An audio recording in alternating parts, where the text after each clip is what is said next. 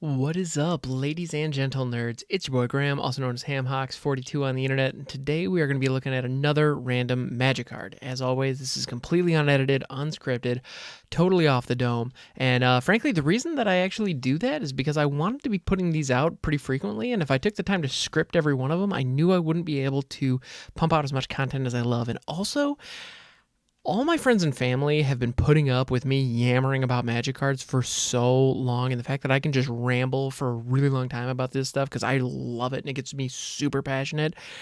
Well, that's why this format exists. And you know what? I thoroughly enjoy it and I hope you do too. So I went ahead and clicked that random card button. And today we are looking at Brass's Bounty. All right, this is a sorcery for 6 and a red. Whew. Okay, so already, just looking at the mana cost, I'm already thinking that this is something I'd want to tuck under Spine Rock Knoll, which is what we were looking at yesterday. Just because it's super duper expensive. So, Brass's Bounty, sorcery, 6 and a red. For each land you control, create a colorless treasure artifact token with tap, sacrifice this artifact, add 1 mana of any color to your mana pool. Oh my goodness. This is lovely on a number of different levels, and I can understand the incredibly high mana cost now because this this actually does like straight up pay for itself in most circumstances where you're going to be using it. Oh my. Okay, so yeah. I got a lot of thoughts. My mind's going a lot of different places here. So the thing about this, it creates a treasure token for every single land you have. So if you are running a ramp or a landfall style strategy where you have a lot of lands in play, if you have at least 7 lands in play, you can tap out to play this, and then you are creating 7 artifacts, all of which that can create you 1 mana of any color. So this, if nothing else, is going to give you perfect mana fixing. Like the floor on this is, for 7 mana, you fix your mana completely. So if you're running a 5-color deck, this is great. Like, this is phenomenal. Also, if you're running any kind of deck where artifacts matter, this is pretty killer. Also, if you have ways of just cheating this in or duplicating this effect, like if you're running something like double vision or dual casting, where you can get multiple copies of this, then all of a sudden you are doubling, tripling, like, I don't know if you can do it enough times, quadrupling your mana with this. Like, you hit a repeated reverberations and then a Brass's Bounty. Now, to be fair, you need an obscene amount of mana to pull that off to begin with. And then the end result is going to be an obscene amount of artifacts that make you mana. So if, I mean, I don't know, there's a place for this. There's a way to make that work, of course. If you're in a situation where the number of artifacts you have matters, that could be really huge. So if you're running like an affinity style situation, where you get a huge benefit off of that, if you have something like the what is it, cranial plating, it's an artifact that gives the equipped creature +1/+0 for each artifact you have in play, this would be disgusting, because that all of a sudden makes that one creature just such a powerhouse. It's ridiculous. As though that card wasn't bust enough as it is. So that's fantastic. But then also, like I said, it's mana fixing. And if you don't need that mana this turn and you just have a bunch of stuff going on, like say somebody just hit a board wipe, so you're playing Commander, one of your buddies just hit a board wipe. Nobody has any creatures. Everybody in all likelihood is going to be resetting this next turn. If you can hit this at that point, then all of a sudden you just have all the treasure in the world. You just have a ton of mana at your disposal. Then you can use a little bit of it or whatever other mana you have available to set up just enough of a board state so that you can really explode the following turn. Oh my goodness. Yeah, actually, this would go really, really well in a lot of different Commander decks. Now, it is expensive. It's stupid expensive. Actually, the first thing I think of with this, I want to put this in a deck that has the ability to cheat in stuff for free.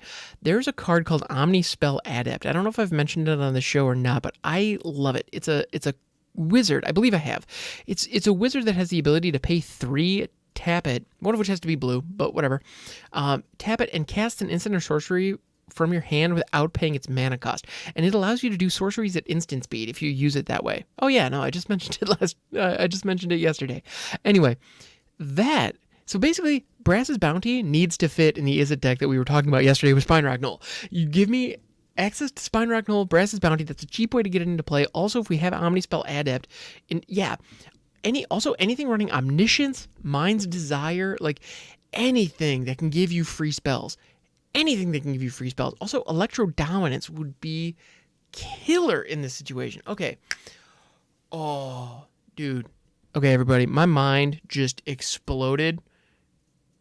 And I'm going to have to clean that up. But in the meantime, like, if you have Electro Dominance in that deck, like, let's say you throw Electro Dominance for 7, right?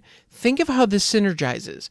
You hit somebody in the face for 7 damage so you tap 8 mana. No, 9 mana, because Electro Dominance is 2. Anyway, so you tap 9 mana, which in Commander, that's not hard to get to. You tap 9 mana, you throw an Electro Dominance for 7 damage directly at one of your buddies' faces. Then you copy Brass's Bounty as the free spell that you play off of Electro Dominance. You then get treasure tokens for all of the stuff. You pop one of those treasure tokens, trigger your Spine Knoll, and then whatever huge, like 9-10 cost monster you have just chilling under that thing all of a sudden is boom on the battlefield, ready to rock and roll. And you did all of that in one main phase. So you can do that in your pre-combat main phase. If the thing under Spine Knoll has haste, all of a sudden that's swinging too. And so you went from having an empty board to having I don't know, 8-9 treasure tokens that are just chilling there, all ready to be used, plus a huge monster.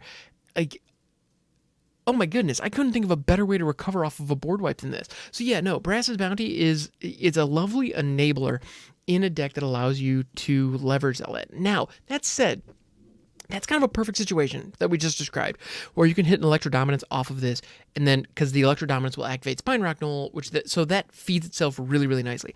That situation is one that I want to enable, and all those pieces kind of work together in other ways. So that's one line of play that you can get to with that. By the way, if you ever hear me or anyone else out there when they're talking about Magic the Gathering refer to lines, that is a series of decisions that are made usually within one turn to create effects within the game. It's not necessarily combos, but it's the decisions that you make while you're playing.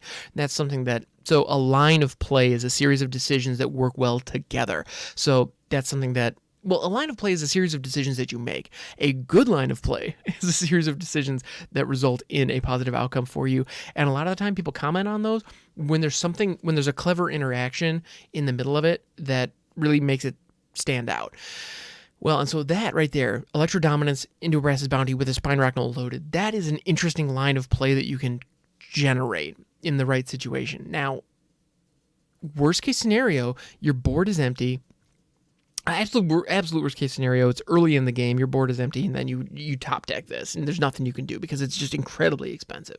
So that's the downside. Whenever you're playing these really big haymakers, that is always the downside. So know your deck, know your play group, and know what they're going to let you get away with.